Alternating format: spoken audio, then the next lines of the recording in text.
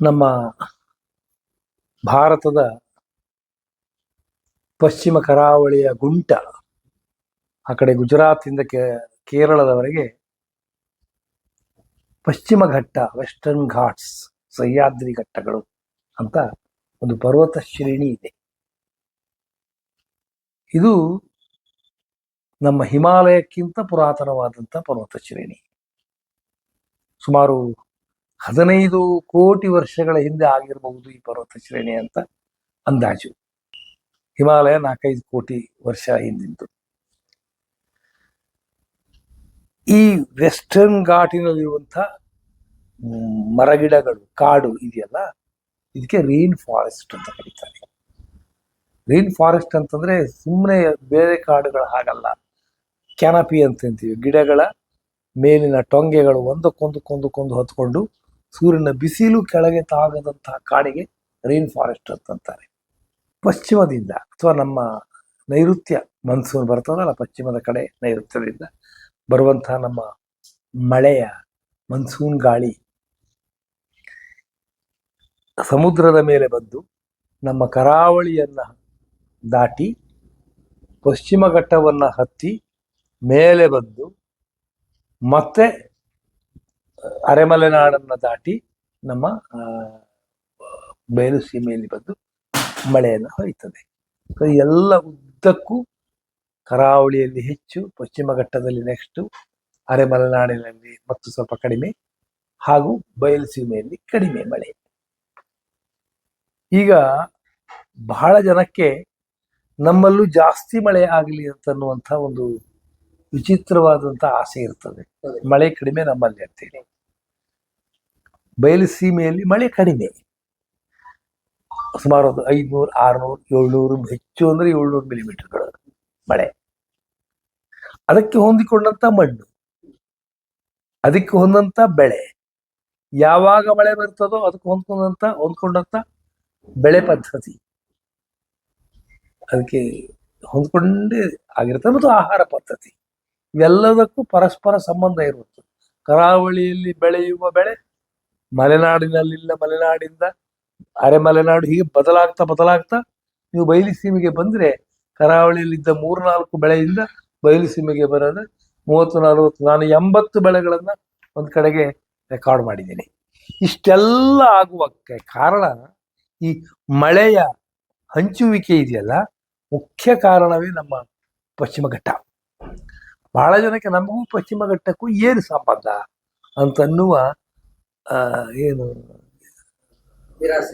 ನಿರಾಸಕ್ತಿ ಇರ್ತದೆ. ನಿಜ, ಅದಕ್ಕೆ ನಮಗೇನು ಸಂಬಂಧ ಇಲ್ಲ, ಅಲ್ಲಿ ಇದೆ ಅಂತ. ಮತ್ತು ಪಶ್ಚಿಮ ಘಟ್ಟದಲ್ಲಿರುವಂತಹ ಸಂಪನ್ಮೂಲಗಳನ್ನ ನಮಗೆ ಒದಗಿಸಿದ್ರೆ ನಾವು ಚೆನ್ನಾಗಿರಬಹುದಲ್ಲ. ಅಲ್ಲಿಯ ನದಿಗಳನ್ನೆಲ್ಲ ತಿರುಗಿಸಿ ನಮಗೆ ತಂದುಕೊಟ್ರೆ, ನೀರು ತಂದುಕೊಟ್ರೆ ಬಯಲು ಸೀಮೆಗೆ ಒಳ್ಳೆ ಮಳೆ ನೀರಾಗ್ತದಲ್ಲ, ಬೆಳೆ ತೆಗಿಬಹುದಲ್ಲ.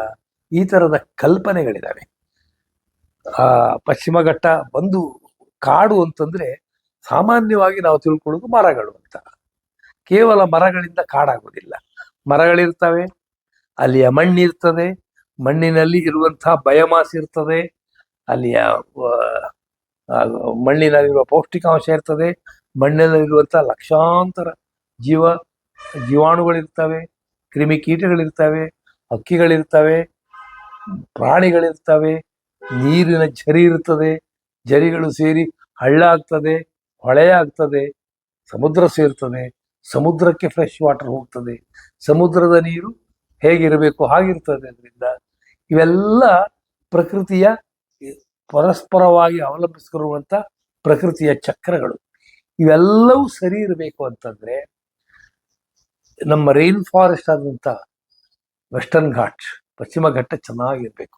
ಚೆನ್ನಾಗಿರೋದು ಏನು, ಅದರ ನದಿಗಳು ಹರಿತಾ ಇರಬೇಕು, ಅದರ ಗಿಡಗಳು ಬೆಳೀತಾ ಇರಬೇಕು, ಅದರ ಪ್ರಾಣಿ ಪಕ್ಷಿಗಳು ಅಲ್ಲಿ ಚೆನ್ನಾಗಿರ್ಬೇಕು. ಈಗ ಆಗ್ಬೇಕು ಅಂತ ಆದ್ರೆ, ಈಗಾಗಲೇ ಗಾಡ್ಗಿಲ್ ವರದಿ ಮತ್ತು ಕೇಳಿದಿರಲ್ಲ ನೀವು, ಕಸ್ತೂರಿ ರಂಗನ್ ವರದಿಗಳ ಬಗ್ಗೆ ಕೇಳಿದಿರಿ. ಸೂಕ್ಷ್ಮ ಪ್ರದೇಶಗಳು ಅಂತ ಕೆಲವನ್ನ ಅಲ್ಲಿ ಗುರುತಿಸಿದ್ದಾರೆ. ಈ ಸೂಕ್ಷ್ಮ ಪ್ರದೇಶಗಳಲ್ಲಿ ಮನುಷ್ಯನ ಯಾವ ಚಟುವಟಿಕೆಯೂ ಇರಬಾರದು ಅಂತೇಳಿ. ಇದು ನಮಗೆ ಸ್ವಲ್ಪ ಕಷ್ಟ ಆಗಿ ಕಾಣ್ತದೆ, ಹೌದಲ್ವಾ? ನಾವು ಕಾಡಲ್ಲಿ ಇರುವವರು ಅದರಲ್ಲಿ ಏನೂ ಮಾಡಬಾರದು ಅಂತೆಲ್ಲ ಹೇಳ್ತಾರಲ್ಲ, ಅಲ್ಲಿ ಆಗಲೇ ಇರುವಂತ ಜನರನ್ನು ಅಲ್ಲಿಂದ ಸೂಕ್ಷ್ಮ ಪ್ರದೇಶದಿಂದ ಕಡಿಮೆ ಸೂಕ್ಷ್ಮ ಪ್ರದೇಶಕ್ಕೂ ಉಳಿದ ಕಾಡಿನ ಜಾಗಕ್ಕೂ ಸ್ಥಳಾಂತರಿಸಬೇಕು ಅಂತಲೂ ಬರ್ತದೆ. ಇವೆಲ್ಲ ತತ್ಕ್ಷಣದಲ್ಲಿ ಕೆಲವು ತೊಂದರೆಗಳನ್ನು ಕೊಡ್ತವೆ. ಆದರೆ ಬಹಳ ವರ್ಷ ಕಾಲ, ದೀರ್ಘಕಾಲದಲ್ಲಿ ನಮ್ಮ ವಾತಾವರಣ, ನಮ್ಮ ಹವಾಮಾನ ಇವೆಲ್ಲ ಸರಿಯಾಗಿ ಇರಬೇಕು ಅಂತಾದರೆ ಇದನ್ನೆಲ್ಲ ಕಾದುಕೊಂಡು ಹೋಗುವ ಹೊಣೆಗಾರಿಕೆ ನಮಗಿದೆ. ಈಗಾಗಲೇ ನಾವು ಇದನ್ನೆಲ್ಲ ಹಾಳುಗೆಳೆದಿದೆ. ಕಟ್ಟಿಗೆಗಾಗಿ, ನಾಟಕ್ಕಾಗಿ, ಮೈನಿಂಗಿಗಾಗಿ, ನೀರಿಗಾಗಿ, ನಾವು ರಸ್ತೆಗಳನ್ನು ಮಾಡುವುದಕ್ಕಾಗಿ ಪಶ್ಚಿಮ ಘಟ್ಟವನ್ನೇ ಆಗಲೇ ಸಾಕಷ್ಟು ಹಾಳು ಮಾಡಿದ್ದೀವಿ. ಇನ್ನು ತಡ್ಕೊಳ್ಳಿಕ್ಕಾಗುವುದಿಲ್ಲ ಅಂತನ್ನೋ ಸ್ಥಿತಿಯನ್ನು ಪಶ್ಚಿಮ ಘಟ್ಟ ಅಲ್ಲ, ಇಡೀ ಭೂಮಿಯೇ ಅನುಭವಿಸ್ತಾ ಇದೆ. ಭೂಮಿಗೆ ಜ್ವರ ಬಂದಿರೋ ವಿಷಯ ನಿಮಗೆ ಗೊತ್ತಿದೆ. ಭೂಮಿಗೆ ಜ್ವರ ಅಂದ್ರೆ ಏನು? ಜಾಗತಿಕ ತಾಪಮಾನ ಅಂತಂತೀವಿ. ನಮ್ಮ ವಾತಾವರಣದ ಉಷ್ಣಾಂಶ ಮೊದಲಿನಿಗಿಂತ ಸುಮಾರು 1.5 ಡಿಗ್ರಿಯಷ್ಟು ಹೆಚ್ಚಾಗಿದೆ ಈಗ ಸರಾಸರಿ ಉಷ್ಣಾಂಶ. ಇದು 2 ಡಿಗ್ರಿ ದಾಟಿದ್ರೆ ದುರಂತ ಆಗ್ತದೆ. ಈಗಲೇ ದುರಂತದ ಲಕ್ಷಣಗಳು ಕಾಣಿಸ್ತಾ ಇದ್ದಾವೆ ನಮಗೆ. ಹವಾಮಾನ ಬದಲಾವಣೆ ಅಂತಂತೀವಿ. ಗ್ಲೋಬಲ್ ವಾರ್ಮಿಂಗ್, ಜಾಗತಿಕ ತಾಪಮಾನ, ಅದರ ಫಲವಾಗಿ ಕ್ಲೈಮೇಟ್ ಚೇಂಜ್ ಅಥವಾ ಹವಾಮಾನದ ಬದಲಾವಣೆ. ಹವಾಮಾನದ ಬದಲಾವಣೆ ಅಂದ್ರೆ ಏನು? ಸಿಕ್ಕಾಪಟ್ಟೆ ಮಳೆ ಆಗುದು, ಮಳೆಯೇ ಆಗದೆ ಇರೋದು, ಬೇಕಾದಾಗ ಆಗದೆ ಇರೋದು, ಬೇಡದಾಗ ಆಗುದು. ಇರ್ಲಿಲ್ವಲ್ಲ, ಈ ವರ್ಷ ಜಾಸ್ತಿ ಆಯ್ತು. ಈಗ ಇವೆಲ್ಲ ಒಟ್ಟಾರೆಯಾಗಿ ಒಂದು ಪ್ಯಾಟರ್ನ್, ಒಂದು ರೀತಿಯ ಮಳೆ ಯಾವಾಗ ಬರಬೇಕು, ಯಾವ ನಕ್ಷತ್ರದಲ್ಲಿ ಬರಬೇಕು, ಎಷ್ಟು ಬರಬೇಕು, ಎಲ್ಲಿ ಬರಬೇಕು, ಕರಾವಳಿಯಲ್ಲಿ ಯಾವಾಗ ಬರಬೇಕು, ಮಲೆನಾಡಲ್ಲಿ ಯಾವಾಗ ಬರಬೇಕು, ಬಯಲುಸೀಮೆಯಲ್ಲಿ ಯಾವಾಗ ಬರಬೇಕು, ಇದಕ್ಕೆಲ್ಲ ಒಂದು ಖಚಿತವಾದಂತ ಪ್ಯಾಟರ್ನ್ ಶತಮಾನಗಳಿಂದ ಇತ್ತಲ್ವಾ, ಸಹಸ್ರಮಾನಗಳಿಂದ ಇತ್ತಲ್ಲ, ಅದು ಬದಲಾಗ್ತಾ ಇದೆ. ಅದು ಯಾಕೆ ಬದಲಾಗ್ತಾ ಇದೆ ಅಂತಂದ್ರೆ ನಾವು ನಮ್ಮ ನಮ್ಮ ಎನ್ವಿರಾನ್ಮೆಂಟ್, ನಮ್ಮ ಪರಿಸರವನ್ನು ಹಾಳು ಮಾಡೋದು. ಪರಿಸರ ಹಾಳುಗೊಡುವುದು ಅಂತಂದ್ರೆ ಏನು? ನಮ್ಮ ಮರಗಳನ್ನ ಕಡಿದಿದ್ದೀವಿ, ನಮ್ಮ ನೀರನ್ನ ಮಿಸ್ಯೂಸ್ ಮಾಡಿದ್ದೇವೆ, ದುರುಪಯೋಗ ಮಾಡ್ಕೊಂಡಿದ್ದೀವಿ, ನಮ್ಮ ಮಣ್ಣನ್ನು ಹಾಳುಗಿದ್ದೇವೆ. ಇದೆಲ್ಲ ಮಾಡ್ತಾ ಇರೋದ್ರಿಂದ ನಮ್ಮ ಗ್ಲೋಬಲ್ ವಾರ್ಮಿಂಗ್ ಅಥವಾ ಜಾಗತಿಕ ತಾಪಮಾನ, ಅದರಿಂದಾಗಿ ಹವಾಮಾನ ಬದಲಾವಣೆ. ಈ ಭೂಮಿಯ ಮೇಲೆ ಇದೇ ಪ್ರಪ್ರಥಮ ಹವಾಮಾನ ಬದಲಾವಣೆ ಏನಲ್ಲ. ಮೊದಲು ಹವಾಮಾನ ಬದಲಾವಣೆಯಾಗಿದೆ. ಆದರೆ ಮನುಷ್ಯ ಪ್ರಾಣಿ ಭೂಮಿಗೆ ಬಂದ ಮೇಲೆ ಈ 2-3 ನಾವು ಹೋಮೋಸೇಪಿಯನ್ಸ್ ಅನ್ನುವಂಥ ಮನುಷ್ಯರು ಬಂದು ಒಂದು 2-3 ಲಕ್ಷ ವರ್ಷ ಆಯ್ತು. ಈಗ ನಾವು ಭೂಮಿಯ ಮೇಲೆ ಬಂದಾಗ ಆಗ್ತಾ ಇರುವಂತ ಮೊಟ್ಟ ಮೊದಲ ಹವಾಮಾನ ಬದಲಾವಣೆ ಇದೆ. ಮತ್ತು ಇದು ಮನುಷ್ಯನೇ ಕಾರಣವಾಗಿ ಆಗ್ತಾ ಇರೋದು ಅಂತ ಹೇಳಿ. ಆದ್ರಿಂದ ಇದನ್ನ ತಡೆಗಟ್ಟದೆ ಹೋದ್ರೆ, ನಾವು ಇವತ್ತಿನ ಆಸೆಗಾಗಿ ದೂರದ ಒಳಿತನ್ನು ನಾವು ಕಡೆಗಣಿಸಿದ್ರೆ ಪಶ್ಚಿಮ ಘಟ್ಟವನ್ನು ಹೇಗೂ ನಾವು ಎಕ್ಸ್ಪ್ಲಾಯ್ಟ್ ಮಾಡೋದು ಅಂತಂತೀವಿ. ಅದನ್ನು ಶೋಷಿಸಿಕೊಂಡು ಅಲ್ಲಿ ಏನೇನು ಸಿಗ್ತದೋ ಅದನ್ನು ದೋಚಿಕೊಂಡು ಇವತ್ತಿನ ಸುಖಕ್ಕಾಗಿ, ಕೆಲವರ ಸುಖಕ್ಕಾಗಿ ನಾವು ಪಶ್ಚಿಮ ಘಟ್ಟವನ್ನು ಹಾಳು ಮಾಡ್ಬೋದು. ಅದು ಅಮೂಲ್ಯವಾದಂಥ ಆ ನಮ್ಮ ಸಂಪನ್ಮೂಲವನ್ನು ನಾವು ಕೆಡಿಸ್ಕೊಂಡು ಬಿಟ್ರೆ ಮತ್ತೆ ಅದನ್ನು ನಾವಾಗಿಂದ ಮಾಡಲಿಕ್ಕೆ ಆಗುವುದಿಲ್ಲ. ಮನುಷ್ಯ ಪ್ರಯತ್ನದಿಂದ ಪಶ್ಚಿಮ ಘಟ್ಟ ಆಗಿದ್ದಲ್ಲ, ಪಶ್ಚಿಮ ಘಟ್ಟ ತನ್ನಿಂದ ತಾನೇ ಆಗಿರುವಂಥದ್ದು. ಮತ್ತೆ ಮಜಾ ಇದೆ. ಪಶ್ಚಿಮ ಘಟ್ಟ ಉಳಿದ ಪರ್ವತಗಳ ಹಾಗೆ ಹೀಗಿಲ್ಲ. ಅದು ಒಂದು ರಾಕ್ ಫಾರ್ಮೇಶನ್ ಅಂತಂತಾರೆ. ಆ ಕಡೆ ಪಶ್ಚಿಮದಿಂದ ಅದು ಪರ್ವತ, ಈ ಕಡೆ ಬಂದ್ರೆ ಪರ್ವತ ಇಲ್ಲ, ನಿಧಾನವಾಗಿ ಬಯಲುಸೀಮೆಗೆ ಇಳಿದು ಬರುತ್ತದೆ ಅಷ್ಟೇ. ನೀವು ಮತ್ತೆ ಪರ್ವತ ಇಳಿಯುವುದಿಲ್ಲ ಈ ಕಡೆ. ಆದ್ರಿಂದ ಅದೊಂದು ವಿಶಿಷ್ಟವಾದಂಥದ್ದು. ಮತ್ತೆ ಅಲ್ಲಿ ಮರ ಗಿಡಗಳ ಸಂಖ್ಯೆ, ಪ್ರಾಣಿಗಳ ಸಂಖ್ಯೆ ವಿಶಿಷ್ಟವಾದ ಇಲ್ಲೇ ಇರುವಂಥದ್ದು. ಎಂಡಮಿಕ್ ಸ್ಪೀಶೀಸ್ಗಳು ಅಂತಂತೀವಿ, ಅಲ್ಲಿಯೇ ಇರೋದು, ಬೇರೆ ಕಡೆ ಇಲ್ಲ ಅಂತ. ಬಹಳ ಅವೆಲ್ಲ ಪರಸ್ಪರ ಅವಲಂಬಿಗಳಾಗಿ ಒಂದೊಂದೊಂದು ಅವಲಂಬಿಸಿಕೊಂಡು ಒಂದೊಂದು ತೆಗೆದು ಇನ್ನೊಂದರ ಮೇಲೆ ಪರಿಣಾಮ ಆಗ್ತದೆ. ಆ ಥರದ ಅದಕ್ಕೆ ಪರಸ್ಪರ ಅವಲಂಬನೆ ಆಗ್ತದೆ. ಹೀಗೆ ಸಾವಿರಾರು ಜಾತಿಯ ಜೀವಿಗಳು, ಫ್ಲೋರಾ ಅಂಡ್ ಫಾನಾ ಅಂತ ಅಂತೀವಿ. ಅಂದ್ರೆ ಗಿಡಗಳು ಮತ್ತು ಪ್ರಾಣಿ ಪಕ್ಷಿಗಳು ಮತ್ತು ಕ್ರಿಮಿಕೀಟಗಳು ಇವೆಲ್ಲ ಪರಸ್ಪರ ಅವಲಂಬಿಯಾಗಿ ಅಲ್ಲಿದ್ದಾವೆ. ನಾವು ಅದನ್ನು ಕೆಡಿಸಿದರೆ ಒಂದು ಸ್ಪೀಶೀಸ್, ಒಂದು ಜಾತಿಯ ಪ್ರಾಣಿ ಹೋದ್ರೂ ಎಷ್ಟೋ ರೀತಿಯ ತೊಂದರೆಗಳಾಗ್ತವೆ, ನಮಗೆ ಅರ್ಥವಾಗದಂಥ ತೊಂದರೆಗಳಾಗ್ತವೆ.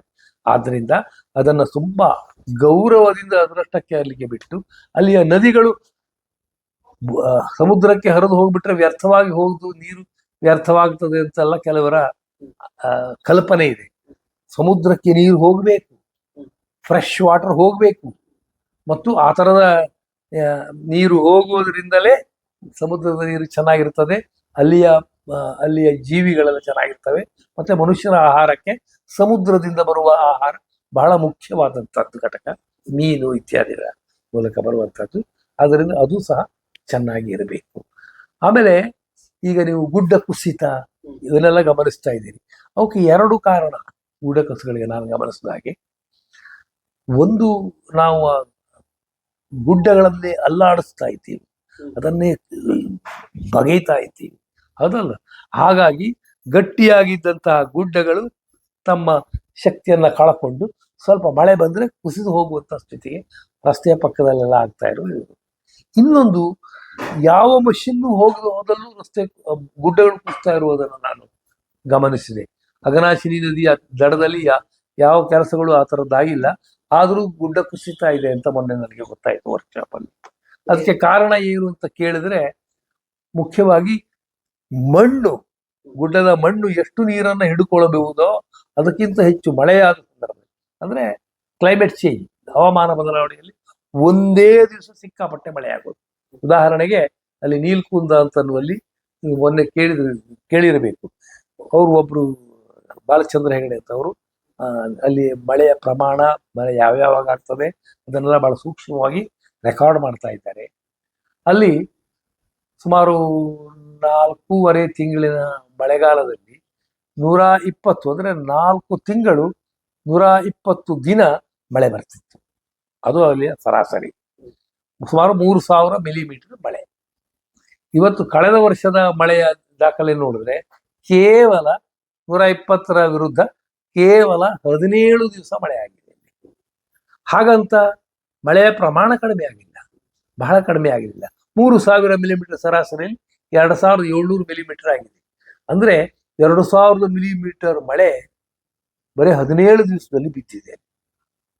ಆ ಥರ ಮಳೆ ಆದಾಗ ಎಂಥ ಗುಡ್ಡವು ಕರಗಿ ಕುಸಿದು ಹೋಗ್ಬಿಡಬಹುದು. ಇವೆಲ್ಲ ಹವಾಮಾನ ಬದಲಾವಣೆಯ ಪರಿಣಾಮಗಳು. ಆದ್ರಿಂದ ನಾವು ಒಂದು ಕಡೆಗೆ ಹವಾಮಾನ ಬದಲಾವಣೆಯನ್ನ ತಡೆಗಟ್ಟಬೇಕು ಅಥವಾ ಇನ್ನೂ ಕೆಟ್ಟದಾಗಬಾರ್ದು ಅಂತ ನೋಡ್ಕೊಳ್ಬೇಕು ಅಂತಾದ್ರೆ ಏನಿದೆಯೋ ಅದನ್ನ ಉಳಿಸಿಕೊಳ್ಳುವ ವ್ರತ ಮಾಡಬೇಕು. ಎರಡನೇದು, ಈ ಇನ್ನೂ ಹವಾಮಾನ ಬದಲಾವಣೆಯನ್ನ ತಿರುಗಿಸ್ಲಿಕ್ಕೆ ಆಗೋದಿಲ್ಲ ಅಂತ ವಿಜ್ಞಾನಿಗಳು ಹೇಳ್ತಾ ಇದ್ದಾರೆ. ಇದಕ್ಕೆ ರನವೇ ಗ್ಲೋಬಲ್ ವಾರ್ಮಿಂಗ್ ಅಂತಾರೆ, ಕ್ಲೈಮೇಟ್ ಚೇಂಜ್ ಅಂತ. ಆದ್ರಿಂದ ಈ ಹವಾಮಾನ ಬದಲಾವಣೆಯ ದಿನಗಳಲ್ಲಿ ಹೇಗೆ ಬದುಕಬೇಕು ಅಂತನ್ನುವ ಕೌಶಲವನ್ನು ನಾವು ಗಳಿಸ್ಕೊಂಡು ಆ ರೀತಿ ಬದುಕಲಿಕ್ಕೆ ಬೇಕಾದಂಥ ಜೀವನ ಶೈಲಿಯನ್ನು ರೂಢಿಸಿಕೊಳ್ಳಬೇಕಾದ ಅವಶ್ಯಕತೆ ಇದೆ. ಪರಿಸರವನ್ನು ಉಳಿಸಿಕೊಳ್ಳೋಣ, ನಮ್ಮ ಜೀವನ ಶೈಲಿಯನ್ನು ಸರಳಗೊಳಿಸಿಕೊಳ್ಳೋಣ, ಮತ್ತು ಗಿಡ, ಮರ, ನೀರು, ಮಣ್ಣು ಇವುಗಳ ವಿಷಯದಲ್ಲಿ ತುಂಬ ಜಾಗರೂಕರಾಗಿ ವರ್ತಿಸೋಣ. ಇದೇ ನಮಗೆ ಬೇಕಾದಂಥ ಈ ದಿನದ ಪಾಠ.